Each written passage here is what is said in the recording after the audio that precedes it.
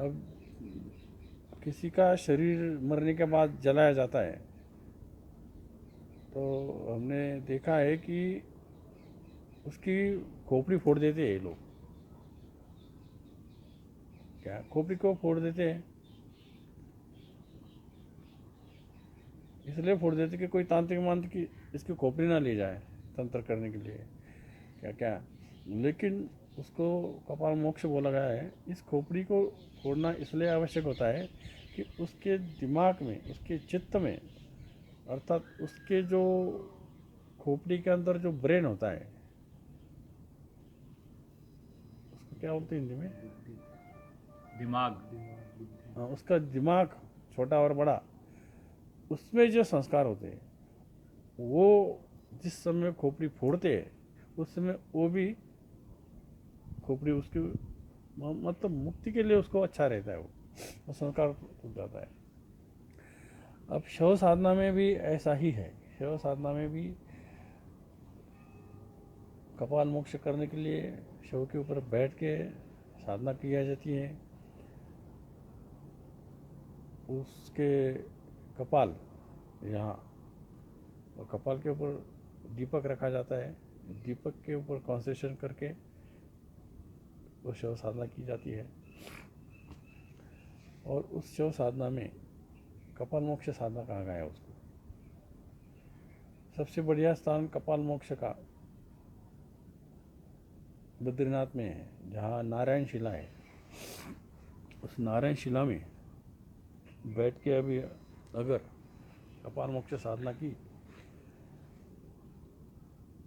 तो जितने भी दुनिया के भ्रम हैं तो सारे खत्म हो जाते हैं और वो मुक्ति के प्रति चला जाता है और औरों को भी वो मुक्ति दे सकता है। फिर जिसको कपाल मोक्ष साधना आती है, तो जितने भी ये अघोरी लोग हैं, उल्टे पुल्टे कर्म करते हैं, इनको अगर इन बातों से मुक्ति चाहिए, जैसे हमने कहा प्रेत की साधना करें तो प्रेत योनि में चले जाओगे मरने के बाद। जो भी तांत्रिक हो वो प्रेत योनि में चला जाता है, या फिर भूत का भूत योनि में जाता है, पिशाच का पिशाच योनि में जाता है। तो ये जो चीज़ें हैं, ये चीज़ें से उठने के लिए उसने अगर कपाल मोक्ष साधना की तो इस संस्कार से भी वो मुक्त हो जाता है। तो इस प्रकार से ये साधना वैसे अघोरी को अनिवार्य है। मेरे ख्याल से ये अभी तक किसी ने की नहीं साधना। क्या आपने भी नहीं किया गुरु? ना, मैंने नहीं किया। मुझे तो उस बात का उस समय हुआ ज्ञान, लेकिन मुझे ज़रूरत नहीं थी। मैं तो सीधा समाधि में जाता था उस समय। जी जी, इस बात की ज़रूरत सीधी नहीं। समाधि लगती है। हाँ, समाधि का मतलब सब कुछ भूल जाता हो। शून्य पहुंच जाता है, हाँ, शून्य में। और जैसे वो बैठता है ना, तो मान ले सुबह 6 बजे बैठा है और 8-9 बजे या 10 बजे या 4 घंटे के बाद तो उठता है समाधि से जागरूक। पता ही नहीं लगता उसको। तो उसको वो जो समय है, वो समय का पता नहीं लगता। उसके लिए और कुछ सेकंड मिनट वो होते हैं। एक अलग ही अवस्था, उस समय पता नहीं क्या होता है। एक मतलब ऐसा कुछ वो समय का उसको ऐसा लगता है कि मैं अभी बैठा हूँ।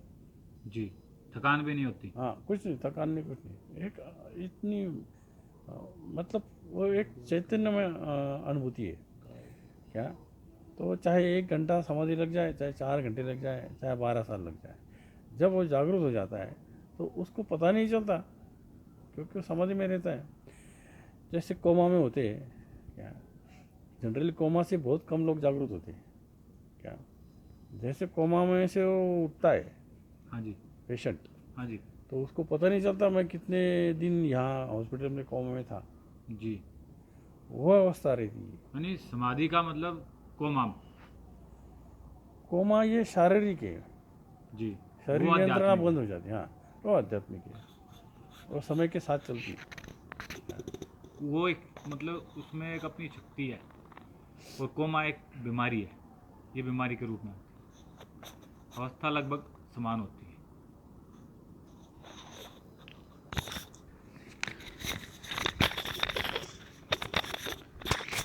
कपाल मोक्ष जो गुरुजी ने बताया कि एक तरह से ब्रेन वॉश होता है, दिमाग की शुद्धि, पुराने संस्कार साफ और मोक्ष की प्राप्ति। ये गुरुजी ने बताया कि अघोरी अगर इसको करते हैं तो इस तरीके से ही मोक्ष पा सकते हैं। और लेकिन सात्विक साधना वाले, उनके लिए गुरुजी ने बताया कि अपने गुरु को संपन्न कर लो। जैसे कि हमने पहली वीडियोस में भी देखा है, गुरुजी ने बहुत कुछ बताया है। सात्विक साधना में तो है ही है, लेकिन जो अघोरी और तांत्रिक है उनके लिए मोक्ष का एक ही रास्ता बताया है, कपाल मोक्ष की साधना, जो इन्होंने खोल के बताया है। गुरुजी, जैसे आपने बताया कि आप किसी वनस्पति के नीचे बैठकर जब ध्यान करने लगते हैं, ध्यान करते हुए तो वो वनस्पति खुद आपके समक्ष आ जाती है और बता सकती है कि उसका प्रयोग किस तंत्र में किया जाता है या किस दवाई में किया जाता है। लेकिन जब समाधि में पहुंचते हो तो फिर शून्य हो जाता है, फिर कुछ नहीं आता। लेकिन तो ऐसा ही गुरुजी, जैसे आपने बताया कि शव साधना की, उसमें भी आपने ध्यान में गए फिर समाधि में चले गए, तो उस टाइम, अच्छा जी, तो उस टाइम जब उस समाधि में गए तब आपको पता लगा कि कपाल मोक्ष के जरिए मुक्ति हो सकती है अघोरी तांत्रिकों की। इसका मतलब गुरुजी ये किसी किताब में नहीं है। अच्छा, कपाल मोक्ष की आपकी अपनी अनुभूति है, आपने अपने अनुभव से बता दिया ये सब कुछ, और उसकी विधि जो बताई कि कपाल, मेरे ख्याल से कोई अघोरी इस बात को जानता भी नहीं। अच्छा, गौरी जानते भी नहीं क्या? ये तो आपने एक बड़ी मतलब कि आध्यात्मिक खोज की है आपने तो ये। यानी गुरुजी फिर तो आप अघोरी और सब कुछ आपके अंदर ही है, वही बात होगी, आप सब कुछ आपके अंदर ही है, अपने ब्रह्मांड में सब कुछ समाये हुए हैं। अच्छा गुरुजी, ये बताइए, आपने बताया कि इसकी विधि जो होती है कपाल मोक्ष की, कुछ इस तरह होती है कि कपाल के ऊपर दीपक रख के और तब उस पर ध्यान और वो लगाया जाता है। जनरली लेकिन कोई भी शस्त्रक्रिया करता है तो उसके लिए थोड़ा अलग भी करना पड़ेगा। अच्छा गुरुजी, ये बताइए, वो जो मुर्दा है वो पिशाच थोड़ी है। जी जी, अच्छा गुरुजी ये बताइए कि जैसे वनस्पति ध्यान में जाते हैं तो वनस्पति दर्शन देती है, बताती है उसका रोग में किस तरह प्रयोग करे, तंत्र में किस तरह प्रयोग करे, उसके बाद समाधि जाती है जहाँ सब कुछ विलुप्त हो जाता है, गुम हो जाता है, शून्यावस्था आ जाती है। तो इसी प्रकार जब हम शव पे साधना करने लगते हैं तो समाधि में जाने से पहले जब ध्यान लगता है तो उसमें तो उसके आसपास जितनी और प्रेत आत्मा, भूत प्रेत, पिशाच इत्यादि है, वो भी तो आते होंगे, वो भी तो कुछ बताते होंगे ना आपको? वो कोई नहीं आता हमारे सामने, कौन आ गए?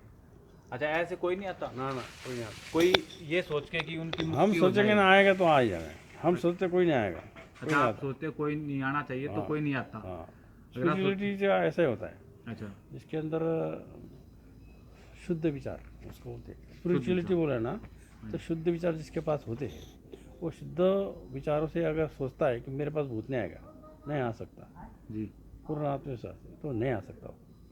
अगर आप, क्योंकि ये इसके नीचे सारे अच्छा जी, हमारे अगर आप शुद्धता। अलाउड करेंगे आना है तो आ जाएगा। पहले तो सफाई करो, जी शरीर की हो या अपने स्थान मकान की हो, जी, स्वच्छता हो गई हाँ जी, तो वहाँ शुद्धता आ जाती है। जी, शुद्धता के बाद चैतन्य आ जाता है। चैतन्य चैतन्य भी और ये क्या बोलते हैं, रिसर्च किया तो चेतना का मूल रूप दिख जाता है। मतलब चैतन्य के पास जाने के लिए तुम्हें तुम्हारे संस्कारों को साफ करना पड़ेगा। जी, अगर साफ अंतःकरण से हम किसी चीज़ को कहते ये नहीं होगा तो नहीं होता, अच्छा, चाहे वो और कुछ किसी भी को हो। कहते ये हो जाएगा तो हो जाता है, लेकिन तो उस समय वो अवस्था होनी चाहिए। ये तो गुरुजी सिद्धि वाली बात हो गई कि क्या पता संत सिद्धि ने है जो कि बोल क्या। दिया जिस शुद्ध अंतःकरण से, तो वो होना ही है, चाहे वो कुछ भी हो। हाँ, किसी किसी के इसमें लेट हो जाता है, किसी के क्या तुरंत हो जाता है, नहीं, लेट लोग तुरंत- उसको चमत्कार समझ जाते हैं, लेकिन ऐसा कुछ नहीं है। अच्छा, उसको चमत्कार समझते हो, लेकिन वो चमत्कार तो पूरा भ्रम है नहीं कुछ, ये तो बस लोगों को भ्रमित करने की बात है, चमत्कार कुछ है नहीं। चमत्कार कुछ नहीं। ना। नहीं गुरुजी, ये तो है ही बात, जो कहते हैं संत लोग, साधु लोग, वो हो जाए, तो संत की दृष्टि में तो एक क्रिया ही हुई, लेकिन सामाजिक दृष्टि से जो सामान्य आदमी देखता है उसके लिए तो चमत्कार ही होता है गुरुजी को। संत तो कभी नहीं हाँ, बोलते हमको कि भी, चमत्कार है। मुझे भी इसमें पोलैंड में पूछा था। पोलैंड में? हाँ, वो चमत्कार क्या बात है, हाँ, तो मैं बोला मैं एक साधारण साधारण व्यक्ति था, मैं साधु बन गया, यही चमत्कार हो गया। ये भी बात ठीक है गुरु जी। तो और एक चमत्कार ऐसा है कि हम रोज मरे हुए लोग देखते हैं जी, क्या, फिर भी हम मृत्यु को नहीं चाहते। हम चाहते हैं कि हम अमर रहेंगे। हाँ, अमर रहे। जी ऐसे कई कॉन्सेप्ट ऐसी उनको बताई कि उनको लगा कि बात तो सही है। तो चमत्कार ऐसा नहीं है। जितने भी चमत्कार ये आजकल दिखाए जाते हैं ये सब हाथ चालाकी है। आती है सब। बहुत देखे हमने, कोई पानी पे चलता है, कोई आकाश में उड़ता है, ये सब चालाकी बाजी है। नहीं गुरु जी, आप पानी में चलना और आकाश में उड़ना तो कुछ ताकत तो मैंने वो होगी। अभी मैंने वीडियो देखा ना, वो अंदर प्लास्टिक की प्लेट डालते, अच्छा जी। प्लेट डाल के करते हो। नहीं, आकाश में उड़ने वाला तो जैसे उड़ के यहाँ से हरिद्वार चला जाए। ना ना, वो नहीं, वो सूक्ष्म रूप में हो सकता है। सूक्ष्म रूप में। हाँ, तो उसको चिंचुमस्ता सिद्धि बोली गई है, वो भर्तरीनाथ जी को थी वो। तो गुरु जी, आप भी सूक्ष्म शरीर में निकल जाते सूक्ष्म हो शरीर शरीर से से। आदमी वहाँ जा सकता है संकल्प से।